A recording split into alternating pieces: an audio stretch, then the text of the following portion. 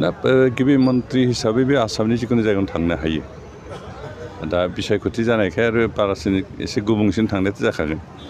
बेनिखाय बेखौ जों फैनो नाङा होननानैथ' रावखौ बुंनो हाया, खारन बेयो आसामनि चिफ मिनिस्टार।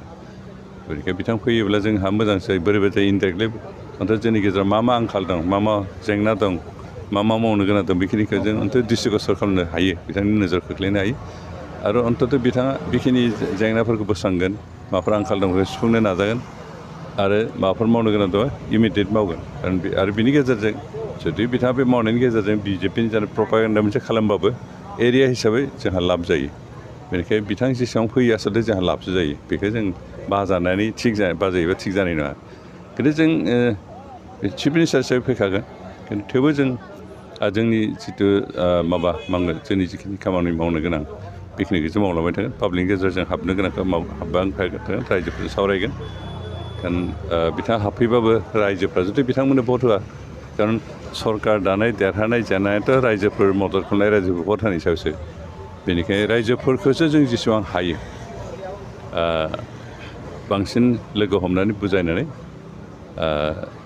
सोर मा धरनि खामानि मावनो हागोन, सोर पार्टिखौ भट होयोबा जोंहा लाब जागोन लुकसान जागोन, बे बाथ्राखौ जों बे रायजोफोरनो बुजायनो हानांगोन आरो बिनि सायावसो इलेक्सननि रिजाल्ट ओंखारगोन। दा गिबि मन्त्रि हिसाबै बे आसामनि जिखुनु जायगायावनो थांनो हायो।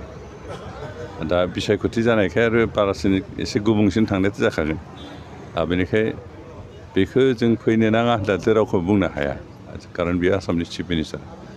बेनिखाय बिथां फैयोब्ला जोंहा मोजांसो बोरैबा जायो इनडाइरेक्टलि अन्थ'थ' जोंनि गेजेराव मा आंखाल दं, मा जेंना दं, मा मावनो गोनां दं, बेखिनिखौ जों अन्थ'थ' दृष्टिगोचर खालामनो हायो, बिथांनि नोजोर खोख्लैनो हायो। आरो अन्थ'थ' बिथाङा बेखिनि जेंनाफोरखौ बोस्रांगोन, माबाफोर आंखाल दं बेखौ सुफुंनो नाजागोन आरो माबाफोर मावनो गोनां दं इमिडियेट मावगोन।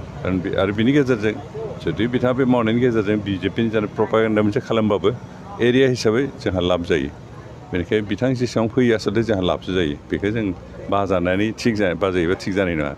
खिन्थु जों चिफ मिनिस्टार हिसाबै फैखागोन, खिन्थु थेवबो जों जोंनि जिथु जोंनि जिखिनि खामानि मावनो गोनां बेखिनिखौसो मावलांबाय थागोन। पाब्लिकनि गेजेरजों हाबनो गोनांखौ हाबबाय थागोन, रायजोफोरजों सावरायगोन। खारन बिथाङा हाबफैबाबो रायजोफ्रा जुदि बिथांमोननो भट होआ, खारन सरकार दानाय देरहानाय जेननायाथ' रायजोफोर मदद खालामनाय रायजोफोर भट होनायनि सायावसो। बेनिखायनो रायजोफोरखौसो जों जेसेबां हायो बांसिन लोगो हमनानै बुजायनानै सोर मा धरनि खामानि मावनो हागोन, सोर पार्टिखौ भट होयोबा जोंहा लाब जागोन लुकसान जागोन, बे बाथ्राखौ जों बे रायजोफोरनो बुजायनो हानांगोन आरो बिनि सायावसो इलेक्सननि रिजाल्ट ओंखारगोन।